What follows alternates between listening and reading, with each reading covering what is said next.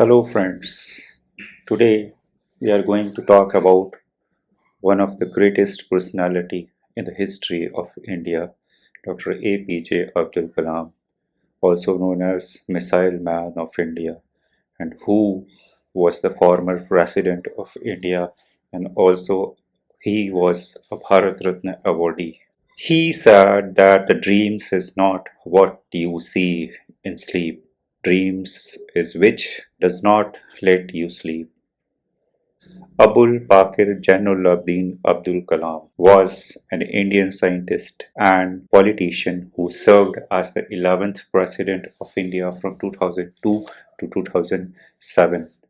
Kalam was born and raised in Rameswaram, Tamil Nadu, and studied physics and aerospace engineering. He spent the next 4 decades as a scientist and science administrator, mainly in the Defense Research and Development Organization and Indian Space Research Organization, and was intimately involved in India's civil space program and military missile development efforts. He thus came to be known as the Missile Man of India for his work on the development of ballistic missile and launch vehicle technology. He also played a pivotal organizational, technological, and political role in India's Pokhran second nuclear test in 1998, the first since the original nuclear test by India in 1974.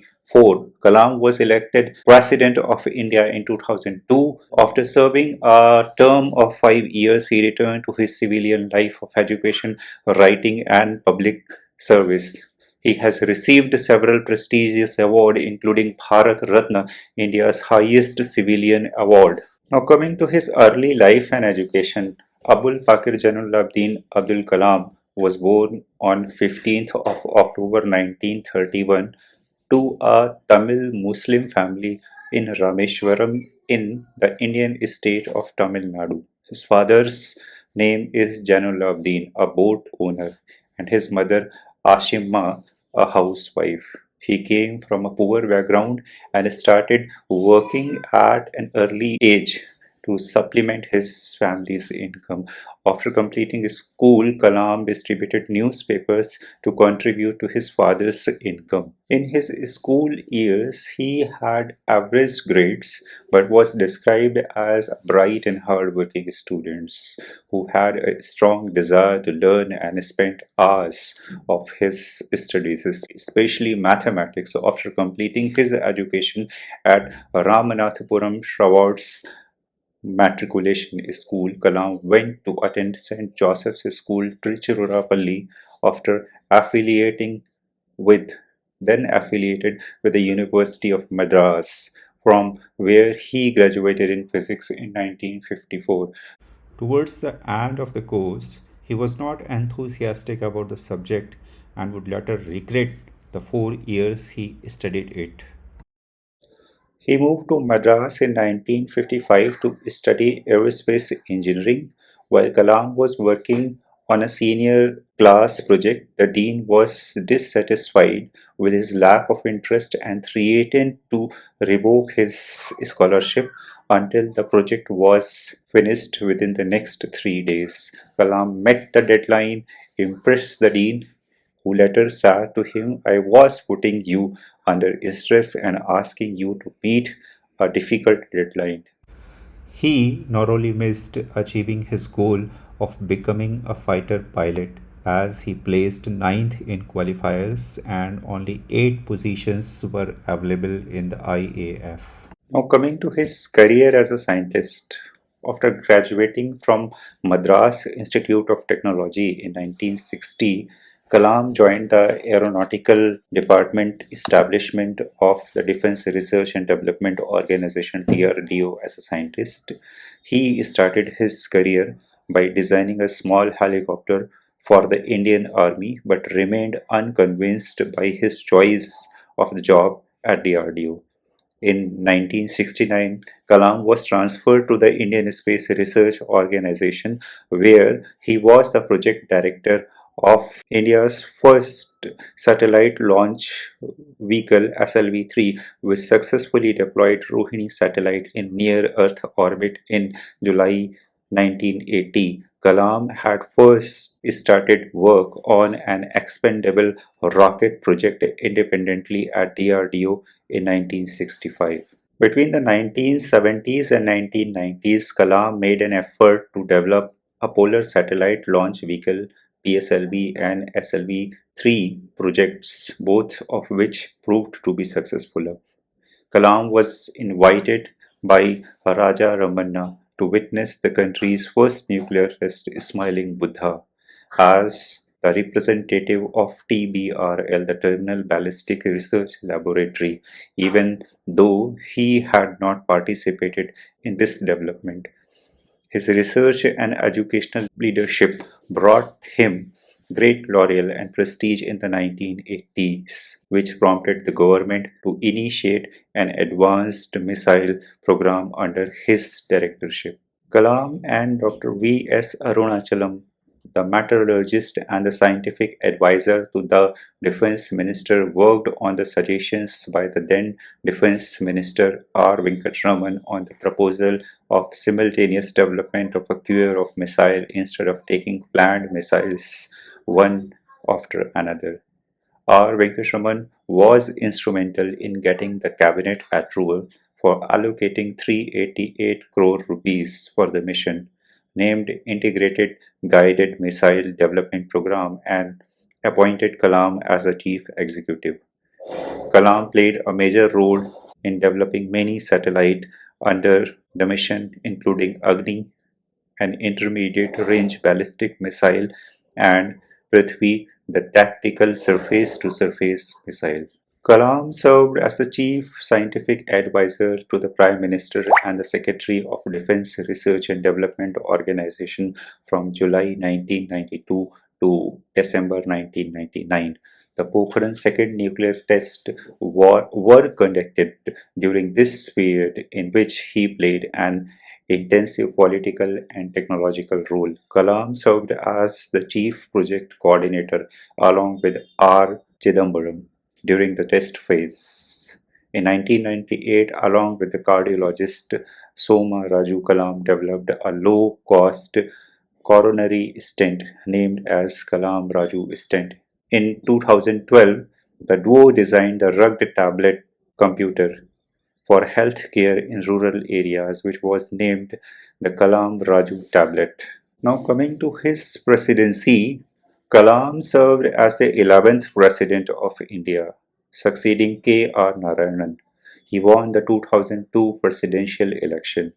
During his term as president, he was affectionately known as People's President. Now, Kalam's message was there on public after denying the contestant of the presidential poll in 2012. He said many citizens have also expressed the same wish. It only reflects their love and affection for me and the aspiration of the people. I am really overwhelmed by this support. This being their wish, I respect it. I want to thank them for the trust they have in me. Now, coming to his post presidency, after leaving office, Kalam became a visiting professor at the Indian Institute of Management, Shillong, the Indian Institute of Management, Ahmedabad, and the Indian Institute of Management, Indore, an honorary fellow of Indian Institute of Science, Bangalore, Chancellor of the Indian Institute of Space Science and Technology, Thiruvananthapuram, Professor of Aerospace Engineering at Anna University, and an adjunct at many other academic and research institutions across India. He taught information technology at the International Institute of Information Technology, Hyderabad, and technology at Banaras Hindu University and Anna University. In May 2012, Kalam launched a program for the youth of India called the What Can I Give movement, with a central theme of defeating corruption. He also enjoyed writing Tamil poetry and played the veena, a South Indian string instrument. He was nominated for the MTV Youth Icon of the Year award in 2003 and 2006. In the 2011 Hindi film I Am Kalam, Kalam is portrayed as a positive influencer on a poor but bright Rajasthani boy Chotu, who renames himself Kalam in the honor of his idol.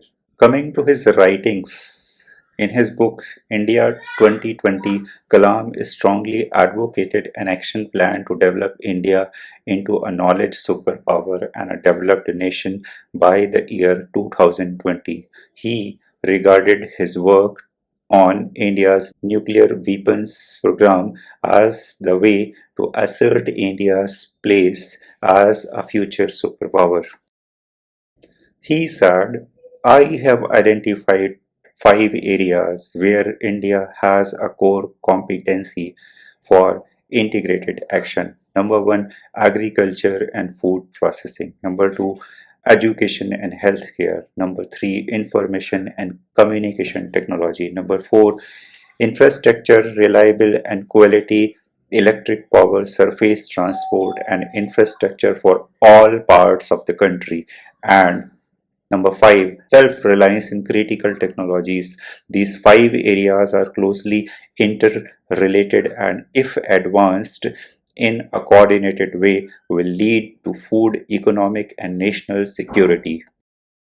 Kalam took an active interest in other developments in the field of science and technology, including a research program for developing bioimplants. He also supported open source technology over proprietary solutions, predicting that the use of free software on a large scale would bring the benefits of information technology to many people.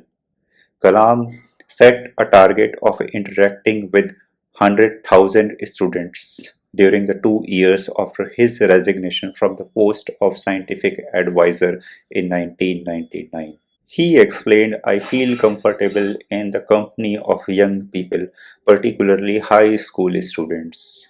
Henceforth, I intend to share with them experiences helping them to ignite their imagination and preparing them to work for a developed India for which the roadmap is already available.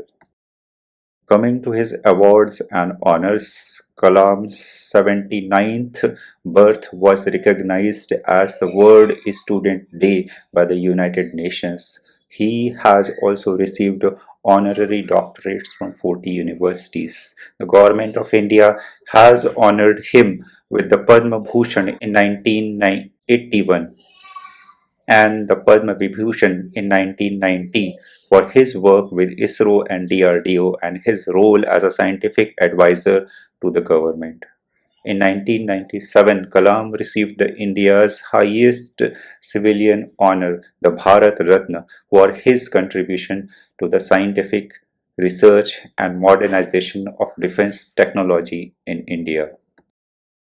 In 2005, Switzerland declared 26th May as Scientific Day to commemorate Kalam's visit to the country.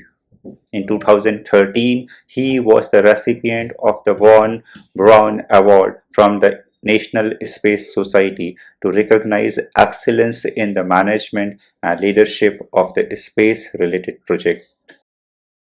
Here are another list of awards that has given to Dr. APJ Abdul Kalam for his work in science and humanity. Now coming to his death, while delivering a lecture at IIM Shillong on 27th July 2015, Kalam suffered a massive heart attack at around 6:30 p.m. IST. He was rushed to the Bethany Hospital in a critical condition and subsequently died of cardiac arrest. One of the poem of Dr. Kalam, I was born to lead, I will not growl, I will not growl, I will not growl. Did you have lunch today? Yes. Then speak out loud. I will fly, I will fly, I will fly. One of the famous quotes from Dr. Kalam is that you cannot change your future, but you can change your habits, and surely your habits will change your future.